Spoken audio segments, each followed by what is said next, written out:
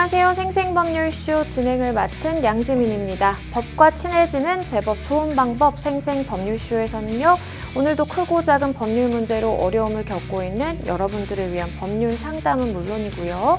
세상을 들썩이게 하는 이슈들을 법적으로 풀어보는 시사법률 토크까지 준비가 되어 있습니다. 법률과 관련해 궁금한 내용이 있으신 분들은 상담 전화 02557-8295번으로 연락을 주시거나 법률방송 홈페이지에 접속하신 후 법률 상담에 문의 남겨주시면 됩니다.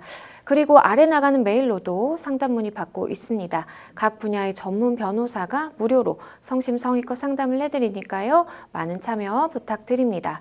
그리고 지금 이 방송은 유튜브를 통해서도 실시간으로 함께 방송이 되고 있습니다. 많은 시청 부탁드리겠고요. 유튜브를 통한 소통의 창구도 열어두겠습니다.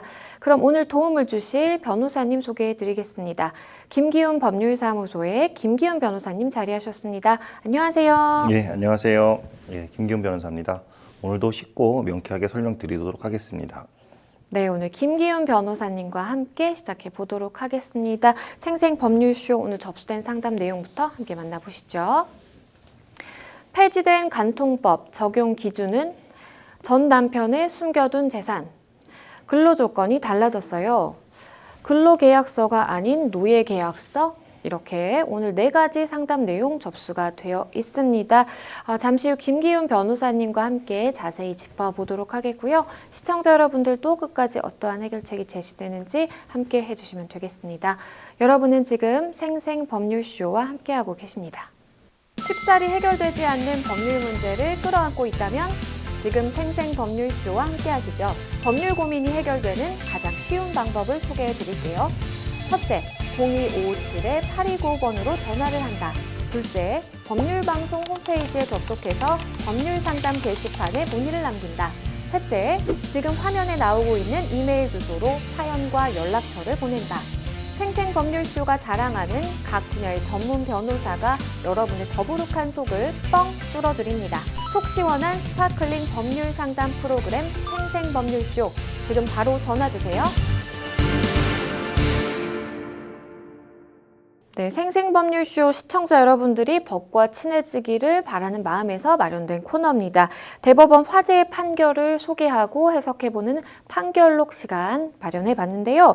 뉴스와 신문에서 회자되고 나는 화제의 판결들 알아보겠습니다. 오늘은 어떤 사건 준비해 주셨을까요? 예, 오늘은 이제 결혼에 대해서 많이 들어보셨겠지만, 만약 결혼이 아닌 혼인신고가 안 된 경우, 사실혼이라고 하는데, 이 사실혼 경우에 재산분할 청구가 되는지, 그리고 만약에 재산분할 청구했지만 기각된 사례에 대해서 설명드리도록 하겠습니다.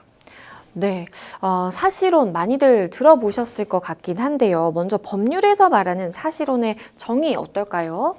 예, 사실혼은 이제 남녀가 서로 혼인의 의사가 있어야 됩니다. 결혼을 같이 해야 되겠다, 같이 살아야 되겠다 이런 혼인 의사가 있고, 또 부부 생활을 실제적으로 같이 공동체로서 인정할 만한 생활을 하고 있어야 됩니다. 다만 결혼과 다른 게 바로 혼인신고가 없는 게 좀 다릅니다. 그래서 그렇죠. 실제적으로는 결혼과 사실혼과 거의 비슷하지만 단지 하나 혼인신고가 없는 경우에 사실혼이라고 합니다. 이 사실혼이 인정받기 위해서는 그 2가지 요건이 필요한데, 첫 번째는 주관적 요소가 있고, 두 번째는 객관적 요소가 좀 있습니다. 지금 방금 전에 말씀드린 주관적 요소를 혼인의 의사가 있다, 같이 부부 생활을 같이 생활해야 되겠다, 부부 생활 같이 해야 되겠다, 이런 혼인 의사, 주관적 요소가 있어야 되고요. 두 번째는 혼인 생활을 할 수 하는 실체적인 부부 생활을 하여야 합니다. 그래서 주관적 요소와 객관적 요소가 2가지가 있어야 사실혼으로 인정받을 수가 있습니다. 네, 사실혼의 주관적 요소와 이제 객관적 요소에 대해서 설명을 해주셨는데요. 사실 그러면 사실혼과 이제 법률혼이 있을 텐데 2개 어떻게 좀 비교를 해볼 수 있을까라는 생각이 듭니다. 사실혼의 경우에 혼인신고까지 마친 법률혼과 비교를 해봤을 때 권리와 의무가 뭔가 차이가 날 것 같은데 어떨까요? 예, 사실혼과 결혼에서는 이제 혼인 신고 여부에 따라 좀 달라지긴 합니다. 그런데 이제 그러면 내가 사실은 관계가 파탄났다, 그리고 결혼이 파탄났다, 이럴 경우에 좀 여러 가지 많은 생각을 가질 수가 있습니다. 네. 근데 우리가 일반적으로 결혼이 파탄났을 경우에는 내가 위자료 청구할 수 있는 거 아니야? 그리고 재산분할 청구할 수 있는 거냐? 이거는 누구나 이제 다 충분히 아실 겁니다. 네. 근데 내가 사실혼이 아닌 결혼이 파탄났을 때도 상대방한테 사전에 파탄한 그 원인 제공자한테 내가 이거에 대해서 위자료를 청구할 수 있는지 또 사실은 파탄 났을 때 재산 분할을 청구할 수 있는지에 대해서 고민이 많으실 텐데 사실혼의 경우에도 결혼과 마찬가지로 위자료하고 재산 분할을 청구할 수가 있습니다. 그렇다고 하면은 과연 어디에서 차이 났을까라는 생각도 하실 텐데 네. 사실혼과 결혼은 이제 혼인 신고라는 이 법적 신고가 들어가야 됩니다. 그래서 만약에 배우자가 사망했을 때는 결혼일 경우에는 배우자가 상속을 받는 반면에 사실혼 같은 경우에는 법적으로 신고가 된 상태가 아니기 때문에 상속이 되지 않는 차이점이 있습니다. 사실혼과 법률혼에 대해서 권리와 의무를 봤을 때 어떤 차이점이 있을 수 있는지에 대해서 설명을 해주셨는데요. 사실 요즘에는 이제 혼인신고를 하지 않고 같이 살면서 동거하면서 이렇게 사실혼을 유지하는 그런 부부들, 커플들도 굉장히 좀 많은 것 같습니다. 그런데 이게 애매한 게 내가 지금 결혼을 하지는 않았지만, 그러니까 뭐 법적으로 혼인신고를 하지는 않았지만 남자친구 또는 예비 신랑과 함께 같이 살고 있을 때 이걸 과연 동거라고 봐야 되는지 아니면 사실혼 관계에 있다라고 봐야 되는지 좀 헷갈리시는 분들 많으실 것 같은데요. 어떻게 나눠볼 수 있을까요? 예, 지금 방금 전에는 제가 결혼, 그 다음에 사실혼에 대해서 차이점을 말씀드렸습니다. 그러면 여기서 동거라는 것도 이제 또 약간 개념이 또 있습니다. 그래서 네.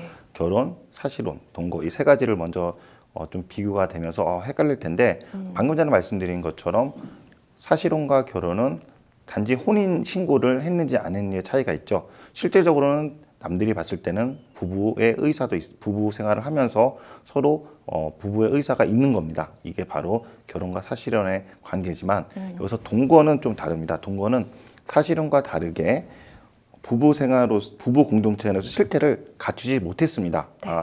다른 사람이 봤을 때 저 사람들은 그냥 부부라고 보기는 어렵고 그냥 같이 살고 있다라고 하는 게 그냥 동거라는 개념입니다. 그래서 실질적으로 사실로는 부부를 생활을 같이 할 의사가 있고 또 그거에 대해서 객관적으로도 부부라고 볼 수 있는 여러 가지 상황이 있음에도 불구하고 있으나 동거는 사실상 부부라고 생활하는 의사가 결여돼 있고 남들이 봤을 때도 이거 부부라고 보기 어렵다 이런 객관적 요소도 결여되어 있습니다. 그렇다면 앞서서 사실 언급을 좀 해주시기는 하셨는데 사실혼이 성립하기 위한 좀 기준에 대해서 다시 한번 짚어주시죠. 예, 사실혼이 성립되기 위해서는 방금 전에 말씀드린 객관적 요건과 그 다음에 주관적 요건이 있어야 됩니다.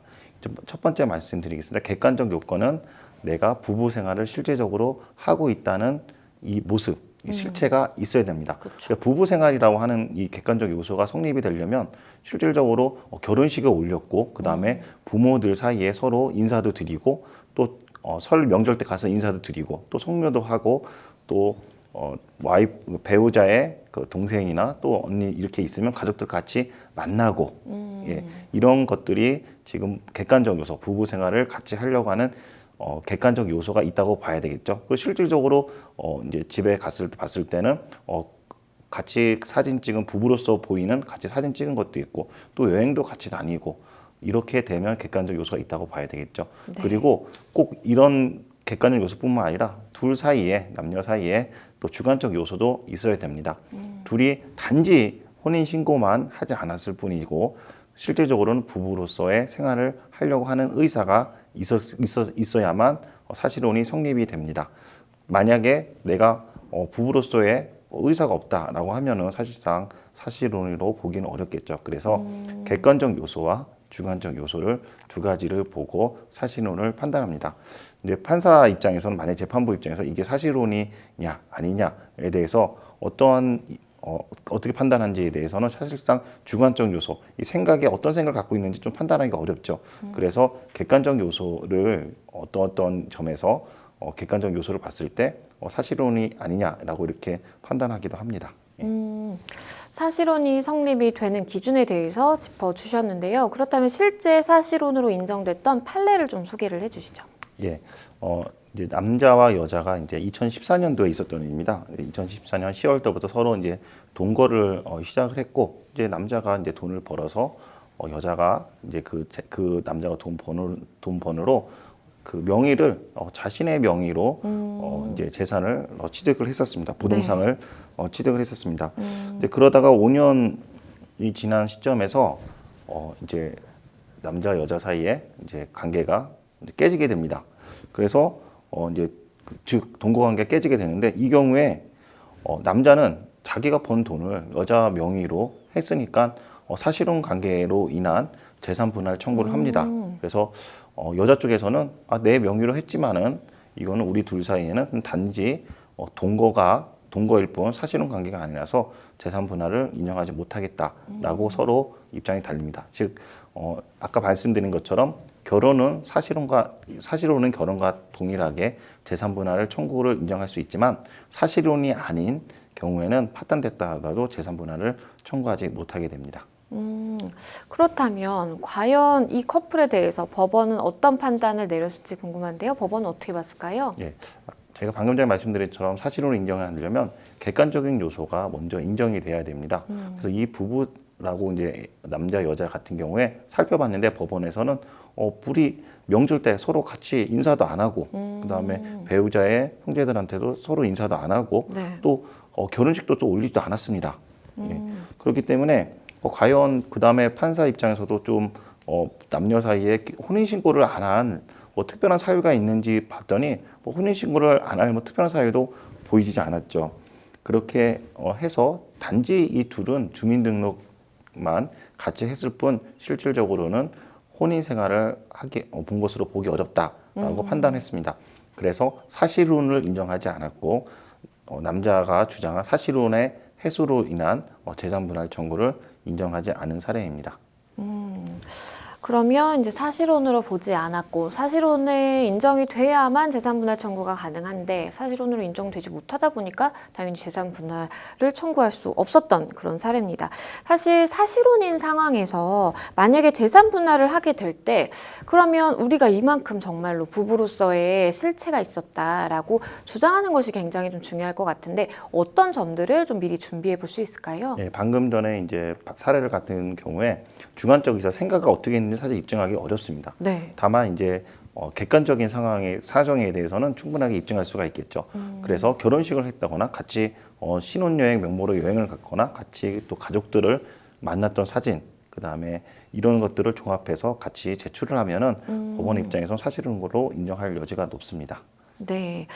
사실 이건 조금 다른 경우기는 한데요. 이제 사실혼이 성립이 된다라고 전제를 했을 때 혹시나 배우자 일방이 뭔가 바람을 피워서 다른 이성을 만나는 바람에 이제 그러한 사실혼이 깨지게 되는 경우 상간자 소송이 과연 가능할까요? 예, 결혼 같은 경우에 상간자한테 위자료 청구하는 거를 충분히 알고 있을 겁니다. 그리고 마찬가지입니다. 그 사실혼 관계가 깨져서도 상간녀한테 사실혼 관계가 깨졌다는 점을 이유로 위자료 청구가 가능합니다. 실제적인 판례도 상간녀한테 사실혼이 깨졌다, 상간녀 때문에 사실이 깨졌다 이럴 경우에 위자료를 인정한 판례가 있습니다. 그렇다면 상간자 소송 가능한데 그러면 만약에 사실혼 관계에서 이제 일방 배우자가 이제 사망을 하는 경우 그러면 이제 상속 같은 경우에는 어떻게 봐야 될까요? 예, 상속은 법적으로 배우자여야 됩니다. 법적으로 배우자가 되려면 혼인신고를 해야 됩니다. 그래서 네. 혼인신고가 되지 않은 경우에는 상속인에 해당되지 않기 때문에 상속이 되지 않습니다. 그렇기 때문에 만약 사실은 배우자가 사망할 경우에 이 사실은 배우자가 빚이 많이 있었다라고 할 경우에도 자기가 그 빚을 떠안는 건 아닙니다. 그래서 상속 포기는 한정 승인을 할 필요가 없고요. 또 반대로 사실은 배우자가 재산이 많다 하더라도 그 재산이 자기한테 승계되는 건 아닙니다. 상속되는 건 아닙니다.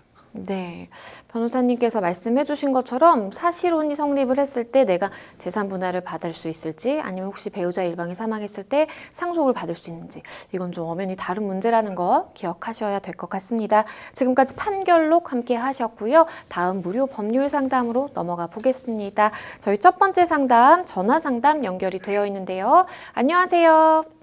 네, 안녕하세요. 네, 어떤 점이 궁금해서 연락 주셨을까요? 네, 지금 상간자 소송 중인데요, 제가. 네. 근데 이게 사건이 간통법 이전에 일어난 사건이라서, 지금 상간자 소송을 할 때 간통법의 적용을 받을 수 있을지 없을지. 네.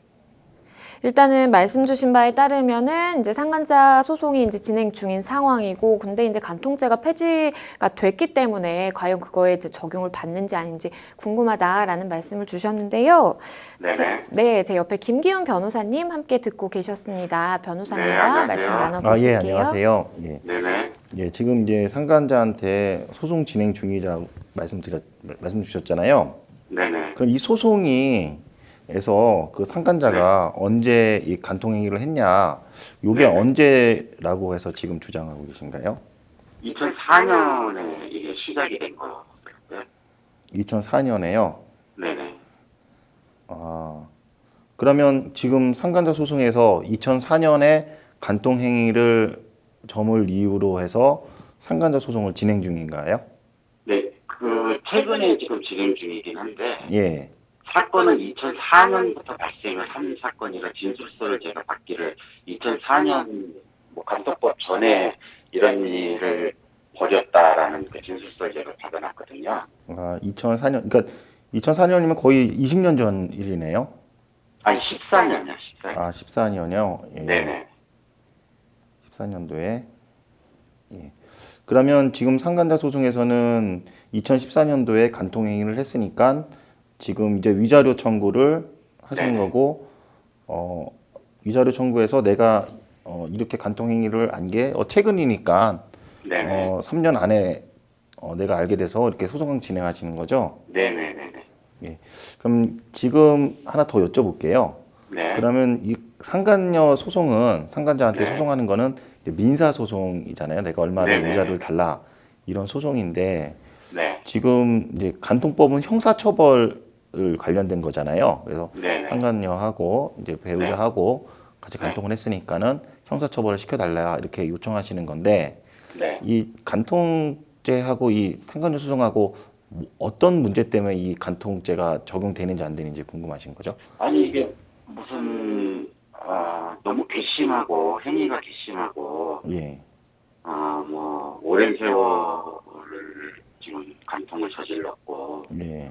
또 거의 지금 가스라이팅에 가까운 그런 행위들이 있었고, 그래서 상대가 너무 괘씸하고 그래서, 아예 그냥 간통법 적용을 받아서 강력하게 좀 처벌을 좀 하고 싶어서 여쭙는 겁니다. 아, 그러니까 민사 소송 외에 형사 처벌도 원하니까 이걸 네, 질문 네, 주신 거죠. 네, 네. 그 간통죄가 이제 위헌 판결 났잖아요. 그게 이제 네.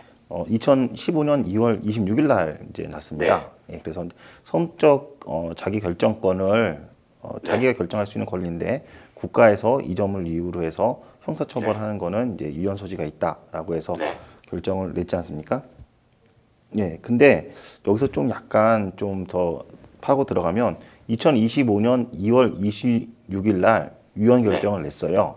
네. 그러면 그럼 위헌이 언제부터 이 간통죄가 위헌이냐라고 하는 게 궁금하시잖아요. 네네. 그래서 아마 그 질문 때문에 그런 것 같은데 네. 보통 일반적인 그 법률 같은 경우에는 네. 위헌 선고가 나면 그날부터 위헌입니다. 그리고 네. 그 전에는 네. 그 법률의 적용을 받아요. 근데 네. 그 헌법재판소법에 따르면은 여기에 일반 법률과 네. 그 형사처벌 규정을 약간 좀 구분을 해놨습니다. 네. 지금 일반 법률에 대한 위헌을 할 때는 그 네. 위헌 선고 나면 그 다음 날부터 그날부터 위헌이라고 효력이 발생하지만 형사처벌 같은 경우에는 위헌일 경우에 소급해서 네. 예, 이 법률이 형사처벌 됐을 때부터 그러니까 제정됐을 때부터 위헌이다라고 해서 네. 아예 이제 처벌이 안 되는 걸로 규정이 되어 있긴 합니다. 근데 이게 간통죄가 우리나라의 법이 50년대 초반에 법이 들어왔거든요. 네. 근데 2015년 2월 20일 하면서 이게 위헌이라고 결정 나면 50년대부터 다 간통죄로 처벌 안 되냐 좀 문제가 있잖아요. 네. 왜냐면 간통죄로 처벌된 사람이 우리나라 인구의 50년도부터 거의 30만 명이라고 하더라고요. 네. 그래서 너무 이거에 대해서 헌법재판소에서 생각하기에 너무 이제 불안정하게 되지 않습니까? 왜냐하면 네. 이게 위헌 결정 나면 처벌이 안 될 걸 처벌했기 때문에 구속된 사람 같은 경우에는 형사 보상 청구 다 있었거든요. 물론 이제 재심도 할 수가 있습니다. 그래서 위헌 됐을 때 형사처벌이 이원됐을 때 처음부터 재정 당시부터 하는 게 아니라 네. 여러 차례 만약에 그 전에 합헌 결정을 낸 경우도 있죠. 네. 간통죄도 처음부터 2015년도에 위헌입니다. 이렇게 결정된 게 아니라 네. 1990년도에 한 번 최초로 간통죄는 합헌입니다. 결정되고 93년도에 다시 합헌입니다. 라고 결정하고 2001년도에 다시 합헌입니다. 라고 결정하고 마지막으로 2008년 10월 30일 날 합헌 결정을 내렸어요. 그래서 원래부터 따졌으면은 50년대부터 위헌이라고 판단했어야 되지만 네. 2014년도에 헌법재판소법이 개정되면서 네. 그 직전에 합헌 결정을 내렸으면 합헌 결정한 다음 날부터 형사처벌을 형사처벌 안 된다라고 규정이 좀 추가됐습니다. 헌법재판소법이. 네. 그래서 언제부터 지금 같은 경우에는 그 간통죄가 처벌이 안 되냐면 네. 2015년 2월 26일 날 선고가 났지만 지금 간통 행위는 2014년이라고 말씀하셨죠. 네. 네. 근데 그 직전에 네. 직전에 합헌 결정 난 거는 2008년 12월 30일입니다. 10월 30일입니다. 그러면 위헌 결정이 합헌 결정한 그 다음 날부터 간통죄는 효력이 없어요. 네. 그렇기 때문에 2008년 10월 31일부터 간통죄가 효력이 없게 되는 겁니다. 위헌 결정으로. 그 전에는 2008년도 10월 30일까지는 다 간통죄로 처벌되는데 이 헌법재판소에 바뀌어가지고 2008년 10월 31일부터는 효력이 없게 됩니다. 물론 2015년 2월 26일까 그 다음부터는 다 간통죄 처벌 안 되고 지금 질문 주신 2014년도 행위는 2018년도 10월 31일 이후가 돼가지고 간통죄로 처벌이 안 됩니다. 그래서 안 돼요? 예, 그래서 지금 같은 경우에는 이게 좀 질문 주신 게 선생님 입장에서는 상담자 입장께서는 이거 왜 그러면 2015년도에 났는데 왜 그 전에 있었기 때문에 네. 위헌 나기 전에 있었던 행위에 대해서 왜 계속 처벌해야 되는 거 아니야 이렇게 생각할 수가 있는데 정말 좋은 질문이시긴 한데 이 헌법재판소의 47조의 법규상 형사처벌 같은 경우에는 직전에 합헌 결정이 난다고 했을 때는 합헌 결정한 다음 날부터 효력을 없다고 해가지고 그렇게 법에 규정되어 있습니다. 그래서 지금 같은 경우에는 2014년도 행위라서 간통죄로 처벌을 되지 못합니다. 대신 이렇게 이제 간통죄가 위헌이 됐습니다. 그럼 형사처벌은 안 돼요. 그럼 민사로만 해결될 수밖에 없지 않습니까? 그래서 실제적으로 2015년도 위헌 결정 난 이후에 간통죄가 위헌 결정 난 이후에 위자료에 대한 법원에서 민사법원에서 위자료 청구에 대한 금액을 좀 위자료 금액을 좀 올려줬어요. 그러면 선생님 지금 그 바람 피운 기간이 한 9년에서 10년에 가깝고 내가 혼인 기간이 40년이 넘고 이런 상황이면은 지금 위자료 청구 금액은 어느 정도 가능한가요? 이제 위자료 청구 금액에 대해서 이제 금액이 딱 정해지진 않았습니다. 근데 판사도 이제 실제적인 예, 제가 말씀드리겠습니다. 그래서 판사 입장에서는 이제 법원의 판결례를 보면 위자료 같은 경우에는 단순히 이제 혼인 기간도 되게 중요해요. 혼인 기간 있고 지금 같은 경우에는 이제 그 간통 기간이 또 있지 않습니까? 간통 기간도 있고 또 간통으로 해가지고 가정 만약에 애를 낳을 수도 있고 또 아니면 애를 가졌는데 임신을 해갖고 애를 지울 수도 있고 그건 당연히 다른 남자의 애가 되겠죠. 그 다음에 가정 소홀을 얼마만큼 했는지 또 자녀들에 대한 그런 이제 어머니의 간통행위에서 가정 생활을 불성실해서 자녀들이 피해를 입었는지 그렇죠. 그 다음에 가정 경제적으로 해서 만약에 좀 경제적 영향을 미쳤는지 이런 것들을 파탄을 좀 고려를 해가지고 판사가 좀 판단합니다. 그래서 지금 이제 상담자께서는 단순히 판사님한테 나 결혼생활 40년 했고 이 지금 배우자가 10년 동안 간통 행위를 했습니다. 이렇게 단순하게 하지 마시고 진술서도 아마 그렇게 썼을 가능성이 있는데 그렇게 하지 마시고 실질적으로 제가 말씀드렸다시피 이 간통 행위로 인해서 내가 얼마나 힘들었는지 예를 들어서 내가 그거를 알고 나고 나서 정신과 치료를 받았다라고 하시면 정신과 치료도 물론 받았고 진단서도 그렇죠. 그런 것도 좀 내시고 만약에 그것 때문에 너무 스트레스 받아서 친구들한테 같이 얘기를 했으면 친구들한테도 진술을 같이 갖다 내고요. 그다음에 또 너 간통행위 와이프한테 간통행위를 했는데 반성 안 하냐? 너 때문에 너무 힘들다라고 했을 때 그 배우자가 내가 뭐 잘못했는데 막 이렇게 반응을 나왔으면 그런 것도 오히려 이제 증거로 해가지고 같이 내시고요. 그 다음에 자녀분들 또 진술서로 같이 내시는 게 좋습니다. 실질적으로 단순히 기간만 얘기하지 마시고 그것 때문에 우리 가정이 또 자녀들이 얼마나 힘들었는지에 대해서 아주 구체적으로 증거를 제출하시는 것이 도움이 많이 됩니다. 그래서 만약 현장에 목격을 했으면 현장 목격한 사진도 같이 제출하시고 뭐 증거나 뭐 이런 거 사진이나 이런 건 완벽하게 그리고 소송 과정 있고요. 중에 보면은 만약에 이제 배우자가 외국에 갔다. 근데 그 남자도 외국 갔다는 게 좀 느껴진다. 그럼 출입국 관리소에 사실조회 신청을 해가지고 같이 외국 갔다는 것도 증명할 수 있고. 그리고 뭐 돈 거래가 있다. 그러면 이혼 소송 중에 뭐 돈 거래에 대한 금융 조회도 할 수가 있거든요. 이런 것도 여러 가지 조회도 하고 물론 이제 통신 조회도 같이 해서 같은 기준 내에 있다. 이런 것들을 증명하시면은 위자료 금액이 실질적으로 많이 올라갈 것으로 보입니다. 그리고 선생님 지금 현재 가압류를 해놨거든요. 예. 근데 이제 한 달이 지금 넘었는데 답변서를 안 넣고 있는 실정이거든요, 상대가. 예. 그러면 이게 무결론 판결로 지금 날 가능성이 많잖아요. 한 달이 넘었기 때문에. 그거 말씀드리겠습니다.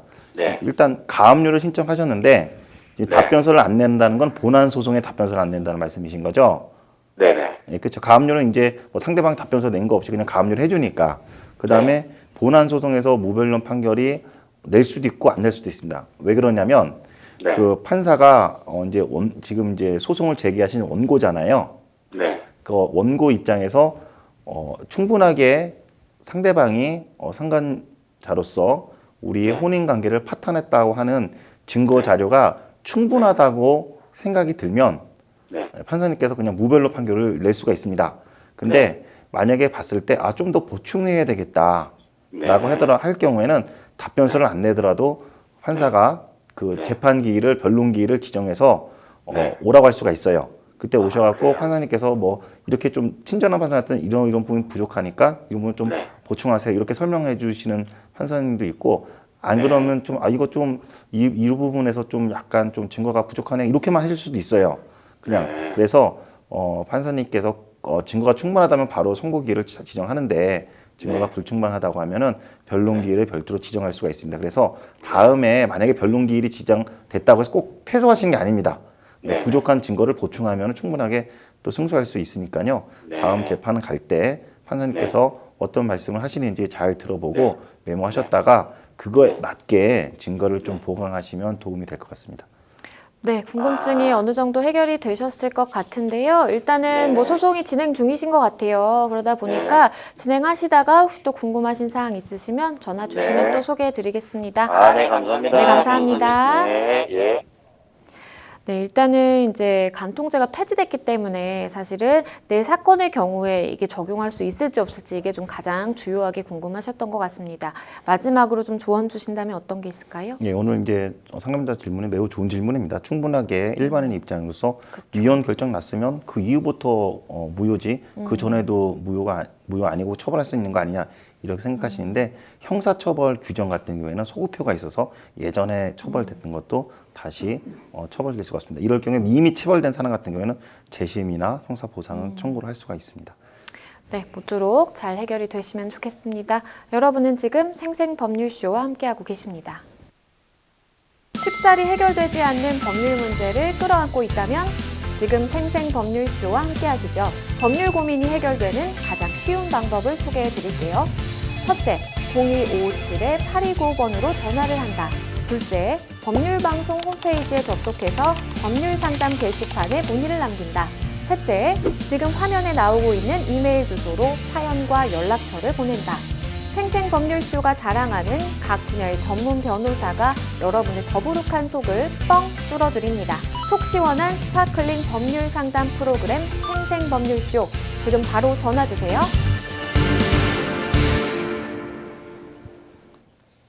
네, 다음 상담으로 가보겠습니다. 다음 법률방송 이메일을 통해 접수된 내용입니다. 함께 보시죠. 남편과는 2년 전 이혼했습니다. 10년 정도 결혼 생활을 했는데 남편은 결혼 초부터 다른 여자를 만났습니다. 상대도 한둘이 아니었는데요. 10년을 시달리고 나니 이혼을 할 땐 빨리 헤어져야 한다는 생각뿐이었죠. 이혼 소송도 길게 끌고 싶지가 않아서 공동 명의로 된 아파트만 제가 받는 것으로 해서 소송 초기에 재산 분할에 합의하고 조정으로 이혼했습니다. 그런데 전 남편에게 제가 모르는 재산이 또 있었던 건데요. 오피스텔을 소유해서 월세 수입도 있고 주식에서 배당 수익도 상당히 있었다는 사실을 이혼 후에 우연히 알게 됐습니다. 이혼 당시에는 이런 재산을 전혀 몰라 신경 쓰지 못했는데요. 재산 분할 청구를 다시 할 수 있을까요? 일단은 당시에는 너무 이제 심적으로 지치다 보니까 빨리 좀 마무리를 해야지라는 생각이셨던 것 같아요. 그런데 나중에 알고 보니까 남편에겐 배당 소득도 있었고 뭔가 월세 수입도 있었고 이런 상황입니다. 이런 경우 실제로 굉장히 많은가요? 예, 실질적으로 이렇게 자기가 합의할 때는 그 남편의 재산을 제대로 파악하지 못해가지고 나중에 이렇게 이익이나 이렇게 많이 질문하시는 분들이 상당히 많이 있습니다. 그래서 오늘 이 상담을 통해서 확실하게 알아두시면 도움이 될 것 같습니다. 네, 일단 우리 상담자분 같은 경우에는 이제 월세가 따박따박 들어오는 임대 수입과 그리고 주식이 있기 때문에 이제 배당 수익이 있었다라는 말씀을 주셨는데 그럼 이 부분에 대해서 재산 분할 청구할 수 있을까요? 예, 재산 분할 청구가 가능합니다. 이 조정 과정 중에 만약에 지금 배당이나 주식 관련돼서 전혀 언급이 없었습니다. 그럴 경우에 나중에 이거에 대해서 알게 된 거죠. 이럴 경우에는 판례에 의하면은 재산분할 재판에서 분할 대상인지 여부가 전혀 심리되지 않은 재산에 대해서는 다시 재산분할 청구를 할 수 있다고 판결문이 되어 있습니다. 그렇기 때문에 지금 같은 경우에는 다시 재산분할 청구를 고려해 볼 수가 있습니다. 그렇다면 이게 사실은 뭐 1년 후에 알 수도 있고 뭐 10년 지난 이후에도 알 수 있고 그럴 텐데 그러면 언제든지 이렇게 재산분할 청구 가능한가요? 네, 방금 전에 이제 재산분할 소송 과정 중에 전혀 심리된 바가 없는 경우에 재산분할 청구가 다시 가능할 수 있다라고 말씀을 드렸는데 이게 기간이 제한이 있습니다. 지금 뭐 10년 뒤, 20년 뒤 다 새로 발견됐다고 해서 재산분할 청구할 수 있는 게 아닙니다. 민법에 보면 839조의 2의 재산분할 청구에 대해서 규정되고 있는데요.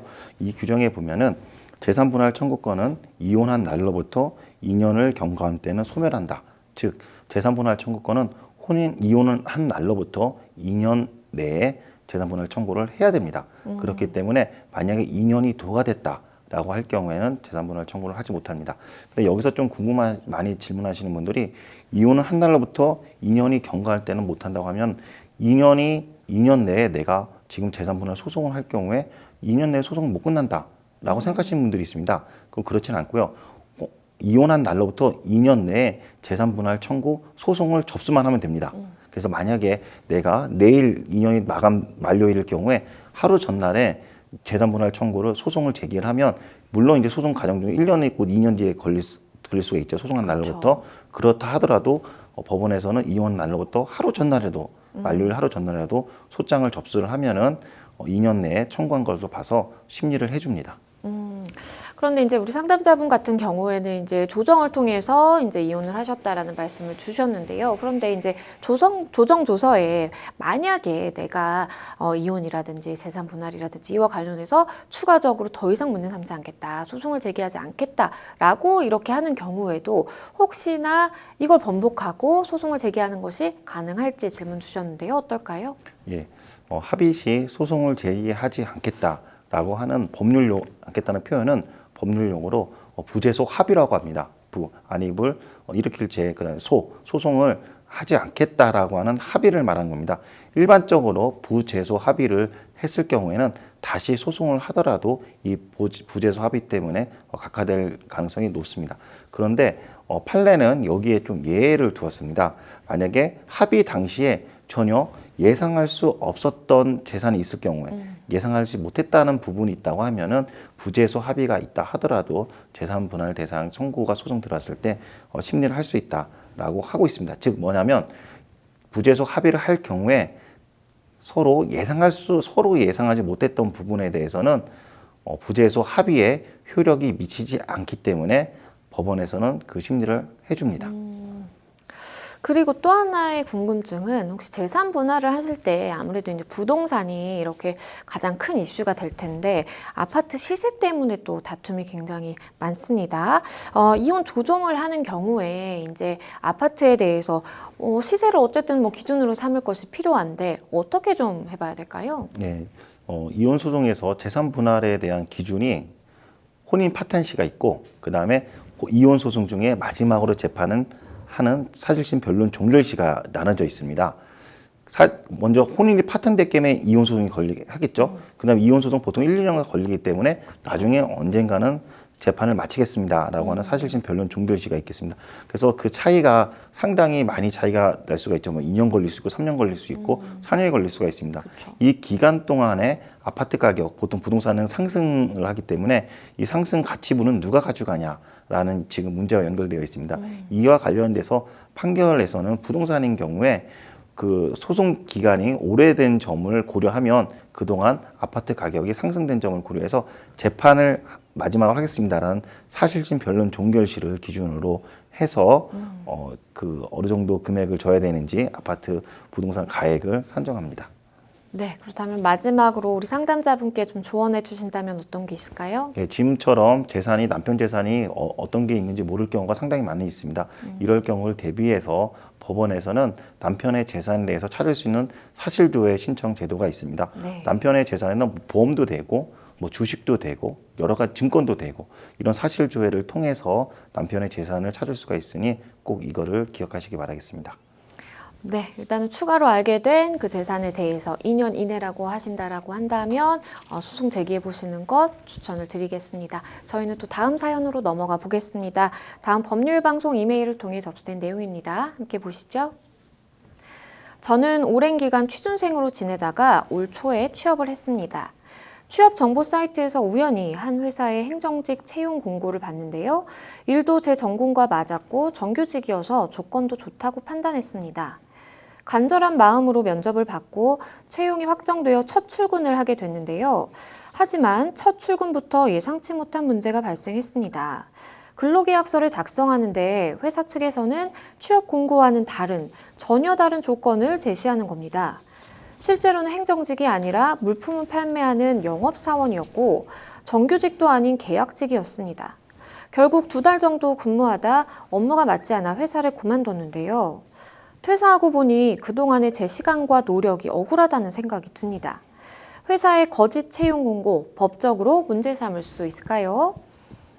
일단은 내가 분명히 취업 공고를 보고 가서 면접도 보고 채용이 됐는데 그런데 근로계약서를 쓰는 날 전혀 다른 이제 조건을 제시하다 보니까 이거 참 어떻게 해야 되나 싶을 것 같습니다. 이런 경우 어떤 법적인 문제가 있을까요? 예, 지금 같은 경우에는 당황할 수밖에 없겠죠. 왜냐하면 채용 공고에 보면은 자신이 행정직이었고, 그렇죠. 그 다음에 정규직이라고 이렇게 채용 공고를 했는데 알고 봤더니 일반직, 행정직도 아니고 영업직이었고, 네. 그 다음에 정규직도 아니고 계약직이었으면 당할 수밖에 없습니다. 근데 이런 상황이 상당히 지금 많이 사회에 만연되어 있기 때문에 이거에 대해서 처벌하는 규정을 두었습니다. 네. 그 법이 채용절차법이라고 되어 있습니다. 여기 채용절차법 특히 4조를 좀 제가 말씀드리겠습니다. 네. 4조 1항, 2항, 3항이 있는데 특히 지금 같은 질문에 같은 경우에 거짓 채용 같은 경우에 정당한 사유 없이 채용 광고의 내용을 구직자에게 불리하게 변경해서는 안 된다. 그 다음에 구인자는 구직자를 채용한 후에 정당한 사유 없이 채용 광고에서 제시한 근로 조건을 근로자에게 불리하게 변경해서는 안 된다. 이렇게 규정되어 있습니다. 네. 그래서 채용 광고와 다르게 이렇게 될 경우에는 과태료 500만 원 이하에 처해 줄 수 있도록 규정하고 있습니다. 그렇다면 우리 상담자분께서는 회사 측의 상대로 어떤 대응을 해야 될까요? 예, 지금 같은 경우에는 채용절차법에 위반될 수가 있기 때문에 이 채용절차법 위반 경우에는 그 회사가 소재하는 노동청에서 관할하고 있습니다. 그래서 노동청에 가서 상담을 받으셔도 되고 그 다음에 신고 절차를 밟으셔도 됩니다. 채용 공고가 아니라 이제 직업 소개서에서 이제 구인 광고라든지 구인 조건을 이렇게 제시하는 경우가 있는데 그때 이제 거짓된 내용으로 사실 제시하는 경우도 좀 덜어 있는 것 같아요. 만약에 그렇다라고 해도 동일한 법적인 문제가 발생될까요? 예, 회사가 직접 아니라 지금같이 중간에 있는 직업 소개서가 이게 개입할 경우에는 채용 절차법이 아닌 직업안정법에 의해서 규정되어 있습니다. 네. 이럴 경우에는 직업안정법에 따른 경우에는 지금같이 채용할 때 허위로 할 경우에는 형사처벌이 될 수 있도록 되어 있습니다.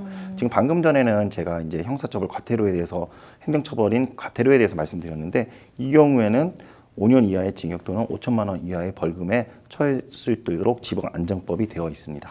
네, 사실 이런 경우도 좀 있잖아요. 이제 채용 공고 광고인 줄 알고 내가 이제 갔는데 그런데 다단계 사업장에서 나보고 이제 물건을 팔라고 시키는 그런 경우도 사실 좀 많이 있어요. 특히 이제 어린 이제 사회 새내기들 같은 경우에 이런 피해를 좀 많이 보는 것 같은데요. 이렇게 회사가 상품 홍보를 목적으로 허위의 채용 공고를 내는 경우 아니면 광고를 내는 경우에는 어떤 처벌을 받게 될까요? 네, 이 경우에도 채용 절차법이 적용됩니다. 지금 같은 경우에 악의적으로 그 상품 홍보를 하기 위해서 광고하는 경우가 있고 또 아이디어를 수집하기 위해서 채용 공고를 하는 경우가 있습니다. 그렇죠. 이런 경우에는 그 채용 공고가 또 불리하게 채용 공고와 다르게 근로자한테 불리하게 내용과 다르게 하는 것과 다르게 더 아주 엄격하게 처벌되고 있습니다. 네. 그래서 채용 절차법 4조 1항에 살펴보면요. 구인자는 채용을 가장하여 아이디어를 수집하거나 사업장을 홍보하기 위한 목적으로 거짓의 채용 광고를 해서는 안 된다. 이렇게 규정되어 있습니다. 만약에 이 규정을 위반할 경우에는 5년 이하의 징역 또는 2천만 원 이하의 벌금에 처해진다고 규정되어 있습니다. 그렇다면 사실 우리 방송 보고 계신 분들 중에 이제 취준생 분들도 굉장히 많으실 텐데 우리가 취업을 준비할 때 반드시 꼭 알아둬야 하는 법률 상식이 있다면 어떤 게 있을까요? 예, 지금 같은 상담에 있어서 가장 많이 좀 어려운 겪은 거에 채용 광고를 과연 어떻게 했는지 증거가 없는 분들이 너무 많습니다. 그래서 자기가 만약에 채용 광고가 다르다라고 나중에 말씀을 하셔도 그때 당시에 채용 광고를 어떻게 했는지 이에 대해 증거가 없어갖고 곤란한 분을 많이 받습니다. 그렇죠. 그렇기 때문에 자기가 지원한 그 기업에서 채용 광고를 어떻게 했는지 꼭 그 화면을 캡처하시던가 프린트를 하셔가지고 증거를 확보해 놓으시기를 바라겠습니다. 네, 변호사님께서 말씀해 주신 것처럼 추후에 내가 문제를 삼으려고 할 때 반드시 좀 증거가 필요하니까요. 증거를 잘 모아두시면 좋겠습니다. 저희는 또 다음 상담으로 넘어가 보겠습니다. 다음 법률방송 이메일을 통해 접수된 내용입니다. 함께 보시죠. 취준생으로 3년을 생활하다가 얼마 전에 취업에 성공했습니다. 그런데 정말 황당한 일이 벌어졌는데요. 회사에서 내민 근로계약서가 너무 이상합니다. 너무 강압적인 근로를 강요하는 근로계약서, 불법 아닌가요? 일단은 뭐 강압적인 근로를 강요한다라고 표현을 해주셨는데 뭐 구체적으로 어떻게 한다라는 말씀은 좀 없으셨어요. 일단은 근로와 관련된 상담이고 또 이와 관련된 내용들 많이 궁금해하실 것 같아서 저희가 좀 질문을 몇 가지 임의로 준비를 해봤는데요. 만약에 그러면 이제 지각을 하는 경우에 벌금 5만 원 그리고 또 후임자가 정해지지 않으면 당신은 퇴사할 수 없다라는 이런 내용들이 만약에 근로계약서에 이렇게 정해져 있는 경우 굉장히 좀 딱 봐도 불리하다라는 생각이 드는데 이게 법적으로 문제가 될까요? 예, 근로계약서의 경우에는 근로자한테 어떤 위약금이나 그다음에 손해배상 예정액을 적용하지 못하도록 기재하지 못하도록 되어 있습니다. 지금 같은 경우에는 지각하는 경우에 벌금 5만 원, 지각할 경우에 어떤 돈을 지급해야 되겠죠. 그쵸. 그렇기 때문에 이렇게 위약금이나 손해배상 예정액을 기재한 거기 때문에 이럴 경우에는 근로기준법 위반이 됩니다.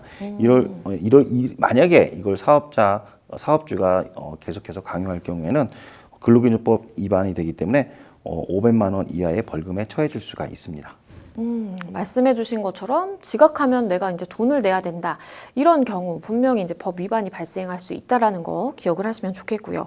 정규직 근로계약서에 그런데 이제 근로기간이 만약에 명시가 되어 있다면 나는 분명히 정규직이라고 알고 이제 취업을 했는데 그런데 언제까지만 일한다라고 이렇게 정해져 있는 그런 경우라면 이건 좀 어떻게 봐야 될까요? 예, 근로계약서를 보면은 기간이 명시되어 있는 거가 있고 아예 기간이 명시되어 있지 않거나 그다음에 기간이 자기가 이제 처음으로 근무하는 기간만 시작일만 기재되어 있고 종료일이 기재되지 않는 경우가 있습니다. 네. 예, 기간이 언제부터 언제까지 명확하게 되어 있는 거는 이제 계약직으로 봐야 되고요. 그쵸. 그리고 만약에 기간이 아예 없거나 시작일은 기재되어 있으나 종료일이 기재되지 않을 경우에는 정규직으로 봐야 됩니다. 그래서 기간이 정확하게 기재되어 있는, 특히 종료일이 기재되어 있는 여부에 따라서 기간제인지 정규직인지 가늠할 수 있는 요소가 됩니다. 그리고 또 이런 경우도 있을 수 있을 것 같아요. 이제 근로자가 만약에 무언가 실수를 해서 회사에 손해를 입히게 됐을 때, 그러면 당신의 월급에서 그 손해 내가 제하고 주겠다라고 하는 경우도 좀 있을 것 같은데, 이런 경우 어떻게 봐야 될까요?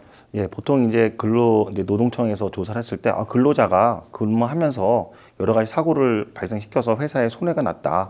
그렇기 때문에 사업자 입장에서는 그 손해만큼 퇴직금에서 공제해야 된다라고 많이 사실 다툼이 있는 부분입니다. 네. 그래서 이거 대한 못 주겠다라고 해가지고 많이 법정으로 많이 가는 경우가 있습니다. 그렇지만은 근로기준법에 따르면은 손해는 정확하게 손해로 남아야 되고, 그 다음에 퇴직금은 퇴직금으로 정산을 따로 해줘야 된다고 규정이 되어 있습니다. 그래서 근로기준법 43조에 따르면 정확하게 퇴직금은 퇴직금대로 명확하게 퇴직한 날로부터 2주 내에 지급해야 된다고 규정되어 있습니다. 만약에 이를 어길 경우에는 형사처벌이 된다라고 규정되어 있습니다.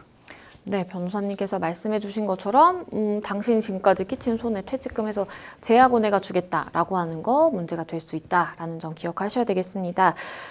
그리고 또 이런 경우가 있을 수 있겠죠. 이제 수습 기간을 정해놓는 경우 굉장히 많은데, 일단은 내가 정말 열심히 해서 수습 기간에 내가 특별한 문제를 일으키지 않고 잘 마무리를 해서 나는 이게 정규직으로 채용될 수 있겠지라는 기대를 했는데, 그런데 이제 갑자기 수습 기간이 끝난 후에 안 되겠다, 정식 채용을 할 수 없다라고 근로계약 종료를 통보를 받는 경우, 이런 경우 문제 삼을 수 있을까요? 예, 수습 기간 동안 자신이 특별하게 문제가 제기를 한 게 없고 열심히 또 했습니다.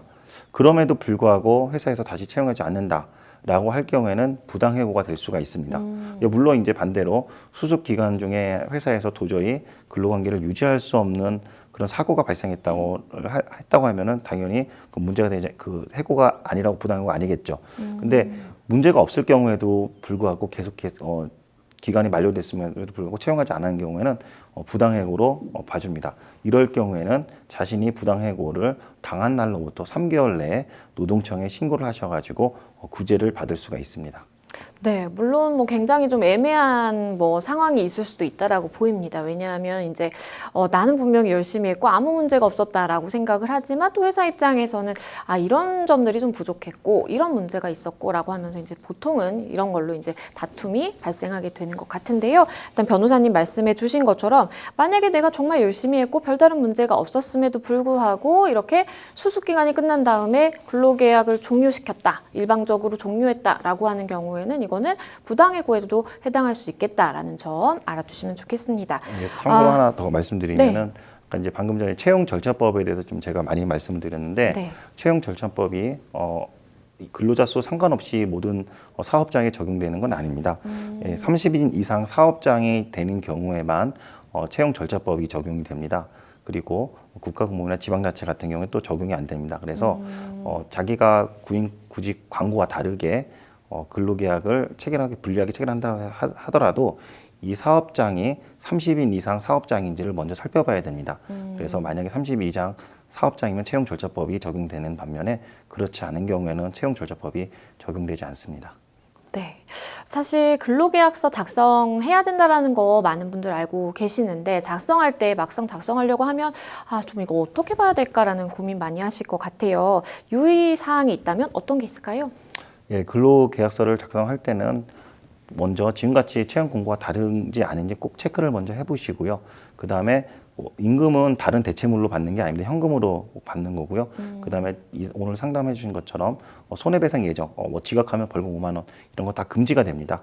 그래서 이런 것들에 대해서 강요를 한다면은 언제든지 노동청에 상의를 하셔갖고 구제를 받을 수 있으니까 이 절차를 꼭 진행하시면 될 것 같습니다. 네, 내가 분명히 본 채용 공고가 그대로 이제 적용이 돼서 계약서에 녹아들어 있는지, 그리고 내가 생각한 것과 좀 다른 조건들은 없는지 좀 꼼꼼히 살피시는 게 도움이 될 것 같습니다. 잘 해결이 되시면 좋겠습니다. 네, 생생법률쇼 마칠 시간이 다 됐는데요. 오늘 함께 해주신 김기훈 변호사님 감사합니다. 네, 고맙습니다. 네, 오늘 저희가 준비한 순서 여기까지입니다. 시청해주신 여러분 고맙습니다.